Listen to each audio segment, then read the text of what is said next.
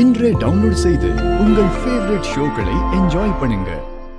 இந்த விஷயத்தை இவர் விசாரிக்க கூடாது. பஞ்சாயத்து தலைவரே இவரு தானே, வேற யாரு விசாரிப்பா? இருக்காங்க.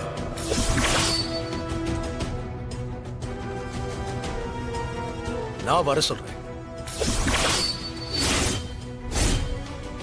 இவங்க சொல்றதும் சரிதான். என் குடும்பம் சம்பந்தப்பட்டிருக்கும் போது இதுல நான் தீர்ப்பு சொல்றது சரியா இருக்காது. அப்படியே நான் சரியான தீர்ப்பை சொன்னாலும் அத இவங்க ஏத்துக்க போறதில்லை.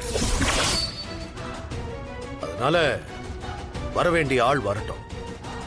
அவரு யார் பக்கமும் நிக்க மாட்டாரு, நியாயத்து பக்கம் மட்டும்தான் நிப்பாரு. ஐயா, நீங்க யார சொல்றீங்க? ராஜா சேதுபதி ஐயா.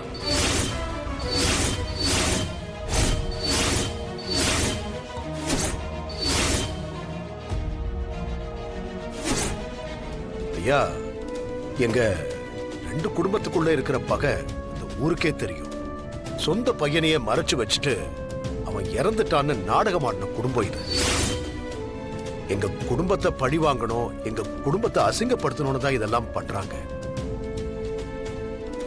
கண்டிப்பா இதுல உண்மை இருக்கும்னு எனக்கு தோணலங்க ஐயா.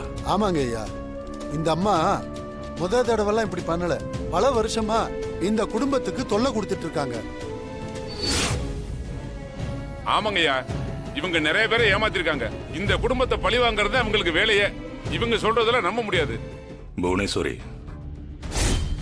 இந்த ஊரே உனக்கு எதிராத்தான் இருக்கு. நீ சொல்றதை யாருமே நம்பலையே. ஊர் என்ன பத்தி என்ன வேணாலும் பேசலாம், ஆனா ஊருக்கு கட்டுப்பட்டு தான் நான் இங்க வந்தேன். எனக்கு நீதி கிடைக்கும்னு நம்பி வந்தேன்.